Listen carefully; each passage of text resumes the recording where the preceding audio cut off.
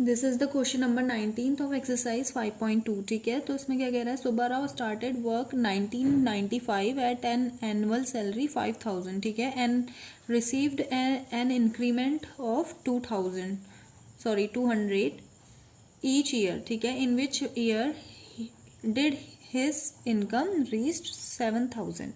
अच्छा, तो इसमें क्या कह रहा है, देखो इसमें कह रहा है कि जो सुब्बाराव एक कोई लड़का है, उसने क्या करा 1995 में क्या करा, उसने अपना काम स्टार्ट किया। ठीक है, तो उसने कितनी सैलरी में काम स्टार्ट किया, 5000 में उसने अपनी सैलरी 1995 में उसने जो उसकी उस टाइम पर सैलरी थी वो क्या थी, 5000 थी। ठीक है, उसके बाद वो हर साल, इट मीन्स कि 1996 में और 1997 में और ऐसे ऐसे ऐसे कर करके उसकी सैलरी में हर साल कितना इंक्रीमेंट होता था, 200 का इंक्रीमेंट होता। तो पहले साल में उसकी सैलरी क्या थी, 5000 थी। नेक्स्ट ईयर क्या हो जाएगी, 5200। ठीक है, फिर नेक्स्ट ईयर क्या हो जाएगी, फिर इसमें 200 और जुड़ जाएंगे तो कितना हो जाएगी, 5400, लाइक सो ऑन। ठीक है, तो ऐसा करते करते उसकी सैलरी 7000 में कौन से ईयर में पहुंचेगी पूछ रहा है। तो इट मीन्स कि आपको क्या दे रखा है, देखो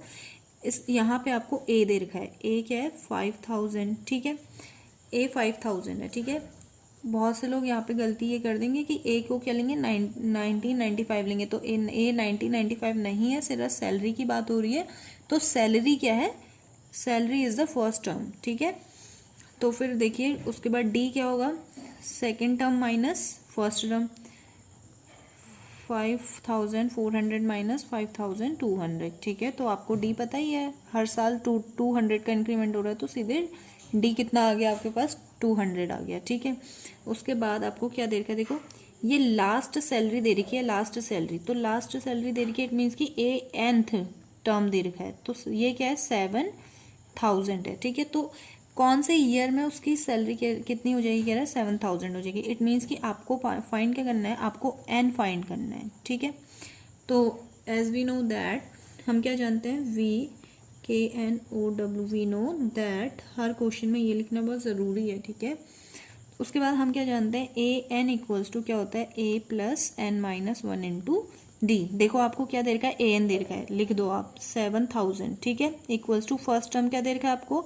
5000 दे रखा है, प्लस N आपको निकालना है कौन से ईयर में जाकर के उसकी सैलरी कितनी हो जाएगी, 7000 हो जाएगी। ठीक है, तो N आपको निकालना है, तो N को N ही रखिए, और D क्या है आपका 200 है। ठीक है, तो यहाँ पे आ गया आपका 700 इक्वल्स टू 7000 5000 प्लस अंदर मल्टीप्लाई कर दीजिए, ये क्या आ जाएगा 200N माइनस 200। ठीक है, तो अब देखो 7000 इक्वल्स टू 5000 और अच्छा यहाँ पे माइनस 200 कर लो प्लस 200N। ठीक है, तो 7000 इक्वल्स टू क्या आ जाएगा, 5000 में से 2000 अगर माइनस करेंगे तो कितना बचेगा, 0 एंड यहाँ पे आ जाएगा आपका 8 और यहाँ पे आ जाएगा 4। ठीक है, प्लस 200N, तो ये इधर इस साइड जाएगा 7000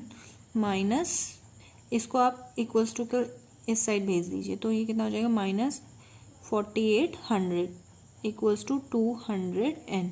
ठीक है, तो माइनस कर दीजिए आप इसमें, 0 से 0 और यहाँ पे 10 में से 8 गया 2 और यहाँ पे बचा आपका 6 में से 4 गया, इट इज 2।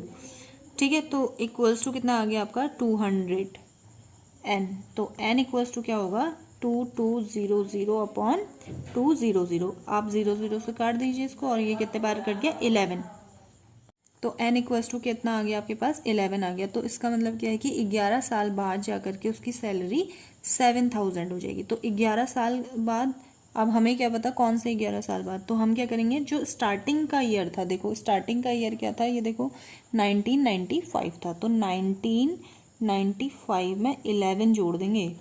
ठीक है, तो 5 और 1 ये हो गया 6 और 9 और 1 इट इज़ 10 और ये आ गया फिर से 10 और ये, तो इट मीन्स कि 2006 में जाकर के उसकी सैलरी क्या होगी, 7000 हो जाएगी। ठीक है,